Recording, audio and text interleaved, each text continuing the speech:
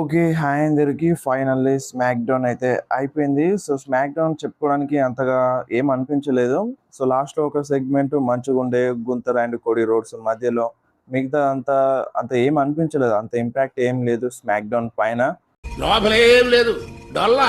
So, అందుకని మనం ఈ వీడియోలో ఇంట్రెస్టింగ్ అప్డేట్స్ గురించి కూడా మాట్లాడదాం. సో, ఆ అప్డేట్స్ గురించి మాట్లాడి స్మాక్ డౌన్ గురించి మాట్లాడేద్దాం. ఫస్ట్‌గా మనకి విజన్ టీమ్. సో, మనకి చాలా రూమర్స్ ఉండే విజన్ టీమ్‌లో ఇంకా న్యూ మెంబర్స్ యాడ్ అవుతారని. అండ్ ఇప్పుడు ఒక పర్ఫెక్ట్ అప్డేట్ అయితే వస్తుంది. కంపల్సరీగా విజన్ టీమ్‌లో న్యూ మెంబర్స్ యాడ్ అవుతారంట. సో, ఈ అప్డేట్ వచ్చినప్పటి నుండి ఒకటే డౌట్. ఈ టీమే పెద్ద బొక్క అంటే మళ్ళీ ఈ టీమ్‌లో ఇంకొక న్యూ మెంబర్‌ని యాడ్ చేస్తారంట. ఎందుకు ఇదంతా టైం వేస్ట్ ఎవ్వారం అన్నట్టుగా ఫ్యాన్స్ రియాక్షన్ అయితే ఉంది. కానీ ఈ విజన్ టీమ్‌లో ఇంకా న్యూ మెంబర్స్‌ని యాడ్ చేస్తారంట. అండ్ మీరు చెప్పండి, మీకు ఈ టీమ్ నచ్చిందా అసలు? అసలు ఈ టీమ్ అంటే ఎవ్వరికైనా 1% అన్నా కొంచెం అన్నా ఇంట్రెస్ట్ ఉందా? ఒక బ్రాండ్ బ్రేకర్ తప్ప ఈ టీమ్‌లో ఎవ్వరు కూడా అంత ఇంపాక్ట్ అనిపిస్తలేదు నాకైతే. బ్యాక్ టు బ్యాక్ ఇంజరీ అయిపోతున్నారు. సో, చూడాలి మరి ఎవరిని యాడ్ చేస్తది, ఎంత మంచిగా చూపిస్తది అనేది మన డబ్ల్యూడబ్ల్యూఈ.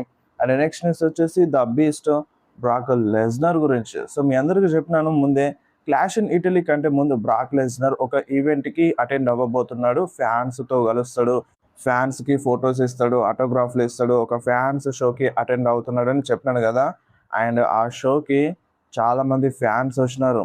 సో, లైన్‌లు కట్టినారు బ్రాక్ లెస్నర్ కోసం. సో, చాలా రేర్‌గా జరుగుతది కదా! బ్రాక్ లెస్నర్ అలా వచ్చి ఫ్యాన్స్‌తో కలవడం, ఫ్యాన్స్‌కి ఆటోగ్రాఫ్స్‌తో ఫోటోస్ ఇవ్వడం చాలా రేర్‌గా జరుగుతది కదా! చాలామంది ఫ్యాన్స్ వచ్చి లైన్ కట్టేసినారు బ్రాక్ లెస్నర్ కోసం. అండ్ ఇంకొకటి, మన బ్రాక్ లెస్నర్ ఒబాఫెమి మ్యాచ్ కన్ఫర్మ్ చేసింది కదా! క్లాష్ ఇన్ ఇటలీ కోసం. ఈ క్లాష్ ఇన్ ఇటలీలో వీళ్ళ మధ్య మ్యాచ్ జరిగిన తర్వాత నెక్స్ట్ ఏంది మరి? సో, ఇప్పుడు మనమేమో పార్ట్ 3 జరుగుతదని అనుకుంటున్నాం. సో, మాక్సిమం జరగచ్చంట. ఒకవేళ ఇక్కడితో ఎండ్ అయినా సరే మళ్ళీ బ్రాక్ లెస్నర్ కనిపిస్తాడంట. ఇదే మన బ్రాక్ లెస్నర్‌కి ఫైనల్ మ్యాచ్ కాదని అప్డేట్ అయితే వస్తుంది.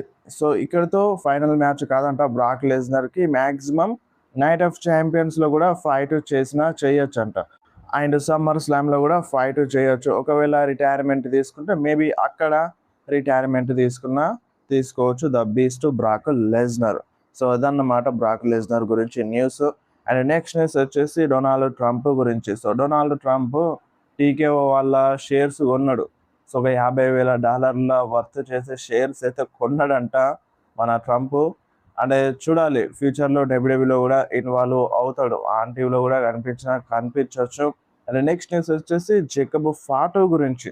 సో, జేకబ్ ఫాటోకి ఇంజురీ అయిందని నిన్నటి నుండి సోషల్ మీడియాలో చాలా తెగ వైరల్ అవుతుంది.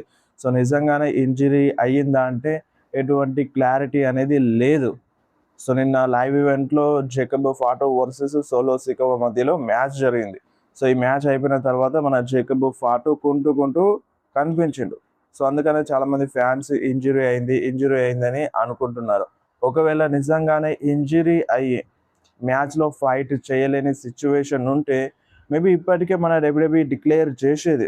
జేకబ్ ఫాటోకి ఇంజురీ అయింది. Jacob Fatu versus Roman Reigns match జరగదని డిక్లేర్ చేసేది ఉండే. బట్ ఇంజురీ అంత పెద్దగా లేదు కావచ్చు. అండ్ ఇంకొకటి, ఆ మ్యాచ్‌లో ఇంపాక్ట్ చూపించడానికి మేబీ జేకబ్ ఫాటో అలా కుంటూ నడిచినాడు కావచ్చు.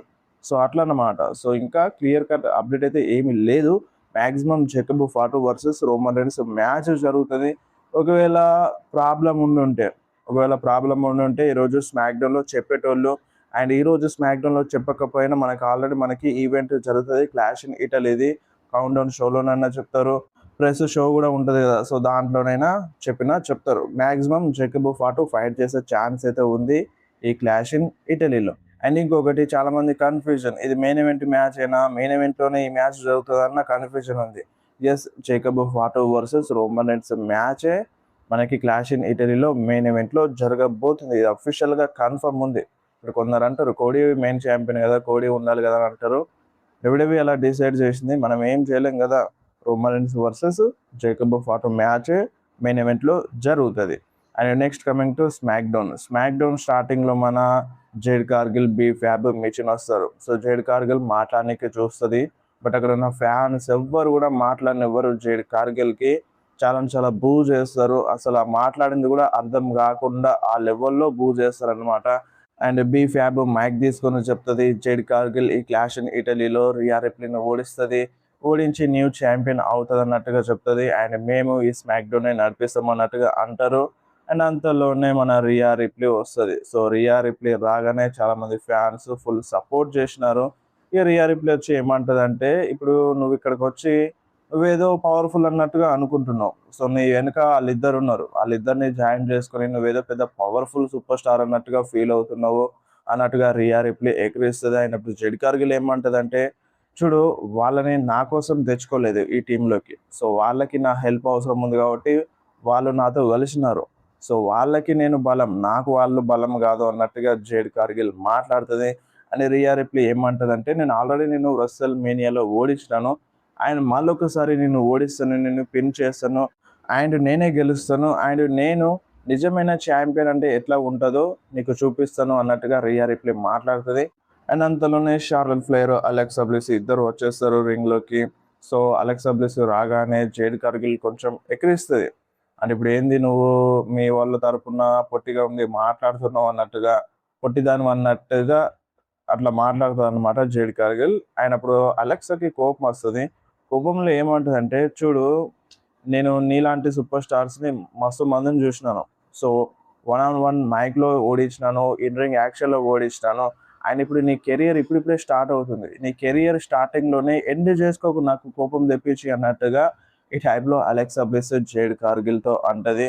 సో దాంతో జేడ్ కార్గిల్ సైలెంట్ అయిపోతుంది అనమాట. అంతలోనే నికోలిస్ వచ్చి మ్యాచ్ కన్ఫర్మ్ చేస్తాడు Alexa bliss versus jade Kargil మధ్యలో. సో వెంటనే ఈ మ్యాచ్ జరుగుతుంది. ఈ మ్యాచ్లో ఏమవుతుందంటే వాళ్ళు డిస్ట్రాక్ట్ చేస్తారు, మిచిన్ అలెక్సా బ్లిస్ పైన అటాక్ చేస్తుంది రెఫరీ చూడక ముందు. సో అప్పుడు ఇక రియా రిప్లీ, షార్లెట్ ఫ్లేర్ మిచిన్ని అండ్ బీ ఫ్యాబ్ని అటాక్ చేసుకుంటూ బ్యాక్ స్టేజ్ తీసుకెళ్తారు. అండ్ దీన్ని అడ్వాంటేజ్ తీసుకొని జేడ్ కార్గిల్ అలెక్సా బ్లిస్ పైన అటాక్ చేసి విన్ అవుతుంది. అండ్ మ్యాచ్ అయిపోయిన తర్వాత కూడా చైర్తో అటాక్ చేస్తుంది అనమాట, చైర్ పైన అటాక్ చేపిస్తుంది అలెక్సా బ్లిస్కి. అండ్ అంతలోనే వాళ్ళు వస్తారు. సో వాళ్ళు వచ్చేసరికి జరగాల్సిందంతా జరిగిపోతుంది, జేడ్ కార్గిల్ రింగ్ దిగి బయటకి వెళ్ళిపోతుంది.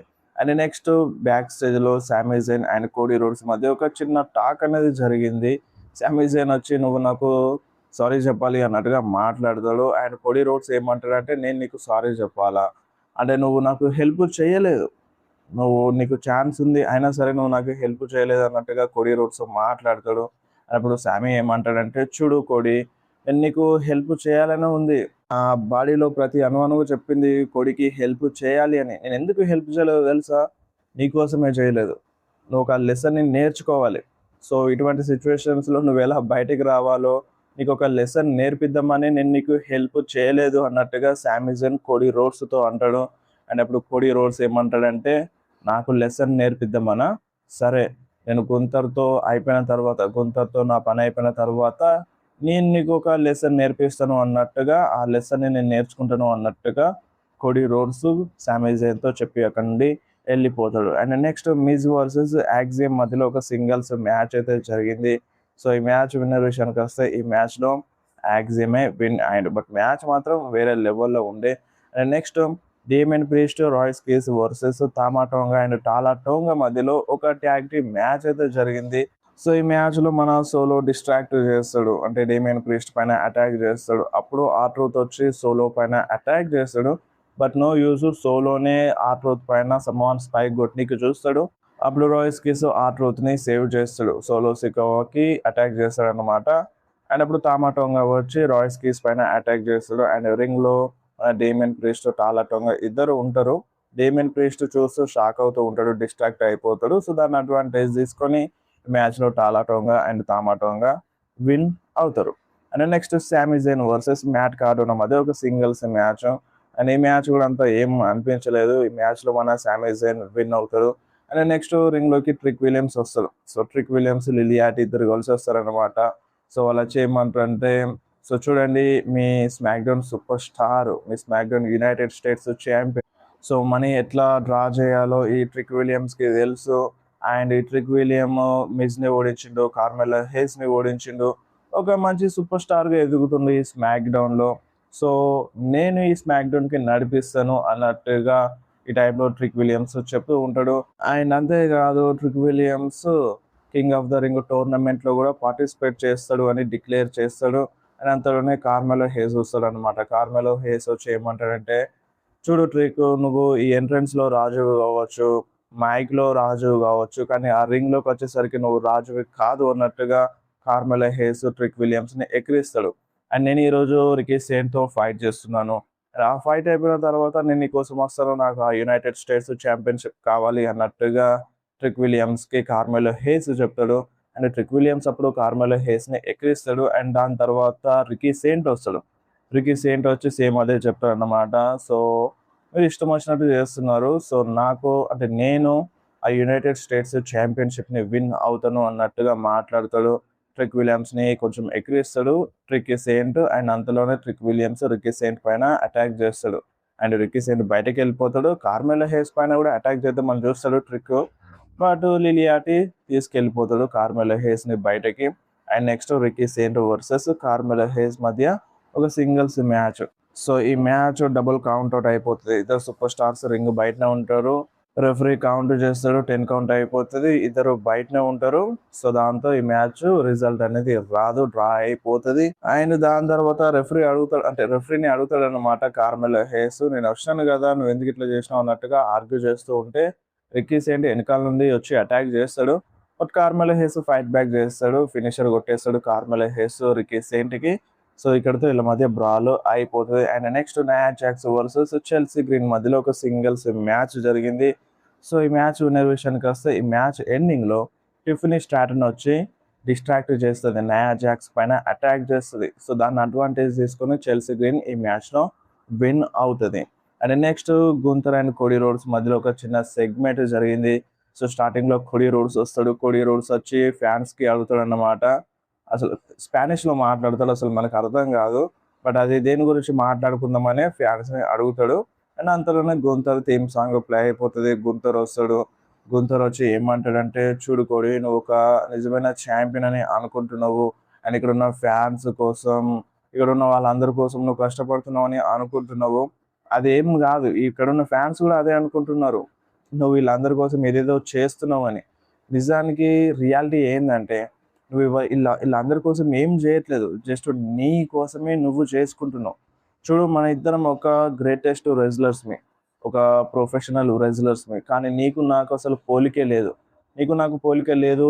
నువ్వు ఒక్క ఫోన్ కాల్‌తో అన్నీ జేసేసుకుంటావు. ఇప్పుడు నువ్వు ఈ డబ్ల్యూలో రావడానికి ఒక ఫోన్ కాల్‌తో వచ్చుంటావు. అండ్ ఈ స్మాక్ డౌన్‌లో నువ్వు ఒక ఫోన్ కాల్‌తో ఏదంటే అది చేసుకోగలవు. ఇక్కడ అన్నీ ఒక ఫోన్ కాల్‌తో మేనేజ్ చేయగలవు. కానీ నేనలా గాదు.